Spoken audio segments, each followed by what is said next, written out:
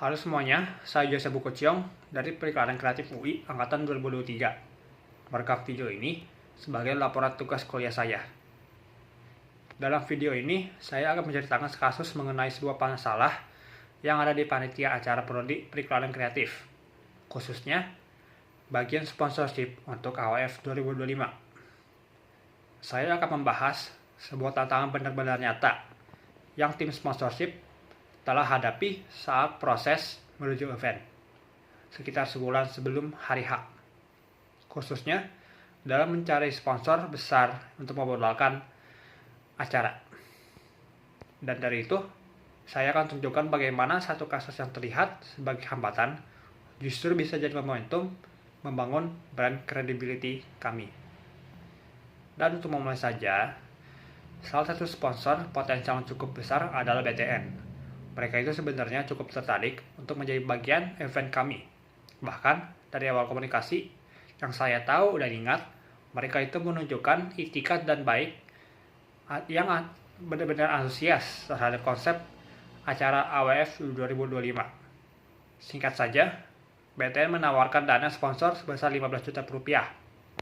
Jumlah ini sangat berarti, apalagi di fase awal kami menjadi sponsor. Tapi di sini tantangan muncul. Mereka meminta benefit atau keuntungan promosi yang seharusnya ada di paket sponsorship yang sebenarnya di atas harga tersebut. Awalnya kami sempat ragu. Kalau kami beri terlalu banyak, khawatir sponsor lain pasti tidak adil. Dan kemungkinan goal dana kita itu bisa kurang dari ekspektasi juga kalau ini menjadi sponsor pertama kita. Tapi kalau kami tolak, kami mungkin kehilangan kesempatan untuk dapat sponsor besar pertama kami. Saat itu, progres sponsor juga masih lambat. Belum ada sponsor besar yang masuk. Dan saya sendiri waktu itu juga gak ada respon dari brand-brand yang saya sudah follow up untuk menjadi sponsor potensial. Jadi proposal walaupun sudah disebar, respon dari mereka masih menunggu. Artinya, BTN adalah salah satu peluang emas meski datang dengan tuntutan negosiasi yang amat berat buat kita yang baru pertama kali menghandle masalah seperti ini. Jadi, setelah beberapa pertimbangan dan diskusi dengan tim, akhirnya kami memutuskan untuk langsung menerima tawaran dari BTN, termasuk permintaan mereka untuk mendapat benefit dari paket yang lebih tinggi. Keputusan ini diambil bukan hanya karena kami sepenuhnya setuju dengan nilai BTN yang ditawarkan, tapi lebih karena situasi kami saat itu masih krisis sponsor. BTN adalah sponsor besar pertama yang menyatakan minat dan komitmen dengan uang tunai sebesar 15 juta rupiah.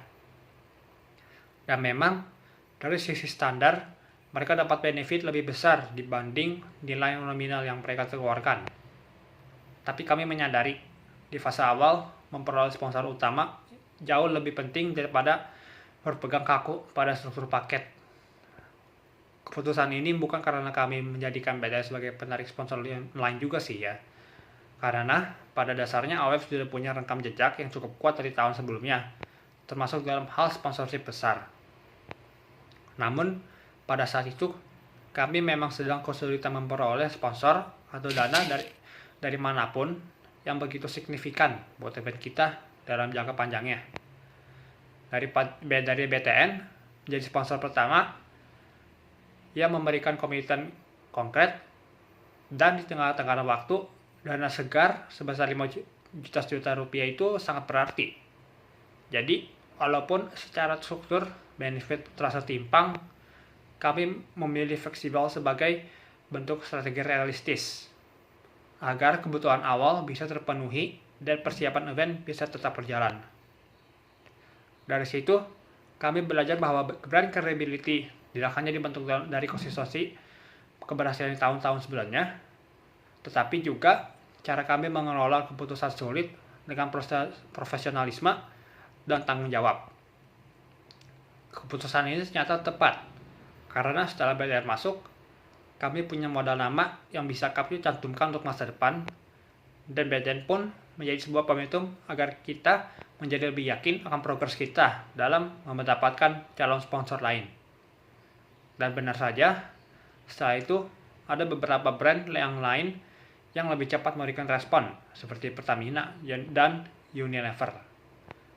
Walaupun juga ada masalah, dan waktu mendapat sponsorship juga agak mepet, sekitar sebulan sebelum acara itu dimulai. Ini juga membantu kami bangun reputasi sebagai tim sponsorship yang fleksibel, solutif, dan profesional. Kami sadar dalam kerja kita itu enggak sekadar jual paket, tapi bisa negosiasi dan menjalin kerjasama jangka panjang. Dan juga dari sisi lain, kami belajar bahwa memahami posisi tawar di awal event itu penting banget. Sponsor pertama itu bukan sekadar soal uang, tapi tentang tentang validasi dan momentum. Negatif feedback dari kondisi awal, yaitu harus ngalah di awal karena belum punya sponsor lain, kami ubah menjadi suatu pembelajaran dalam aktif membuka kepercayaan jangka panjang. Kasus ini jadi refleksi penting buat kami, dan mungkin juga bisa jadi pembelajaran buat tim event lain.